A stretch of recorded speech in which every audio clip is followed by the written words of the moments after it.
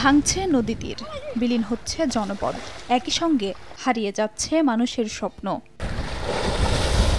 মানিকগঞ্জে পানি বাড়ার সঙ্গে সঙ্গে পদ্মা ও যমুনায় দেখা দিয়েছে ভাঙন। এর মধ্যে দৌলতপুরের রাহাতপুর, শিবালয়ের তেওতা এবং হরিরামপুর উপজেলার গোপীনাথপুর উজানপাড়ায় ভাঙনের তীব্রতা বেশি।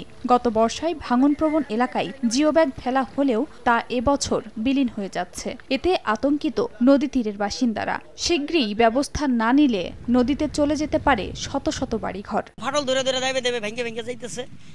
এখন আমাদের এলাকাবাসী খুব আতঙ্কের ভিতরে আছি। রাত্রেও ভাঙ্গে, সকালে ভোরেও ভাঙ্গে, আমরা তো বাড়ি থাকতে পারি না। অতি তাড়াতাড়ি যদি সরকার আমাদের একটা ব্যবস্থা করে দিত কিংবা নদীটা শাসন করে দিত, আমরা বাঁচতাম। পানি উন্নয়ন বোর্ড বলছে এরই মধ্যে 3টি পয়েন্ট অতি ভাঙন প্রবণ চিহ্নিত করা হয়েছে। পাশাপাশি ভাঙন রোধে স্থায়ী ব্যবস্থা নিতে প্রকল্প নেওয়া হয়েছে। ফিজিবিলিটি স্টাডি প্রণয়নের মাধ্যমে আমরা ডিজাইন এটা প্রস্তুত করে ডিজাইন প্রণয়ন অবস্থায় আছি এবং ডিজাইন পাওয়ার সাপেক্ষে আমরা প্রাক্কলন প্রস্তুত করে আমরা ডিপিপি দিয়ে এগিয়ে যাচ্ছি। পানি উন্নয়ন বোর্ডের তথ্য মতে মানিকগঞ্জে 14টি নদীর দৈর্ঘ্য 500 কিলোমিটার। এর মধ্যে ভাঙন ঝুঁকিতে আছে 60টি পয়েন্ট।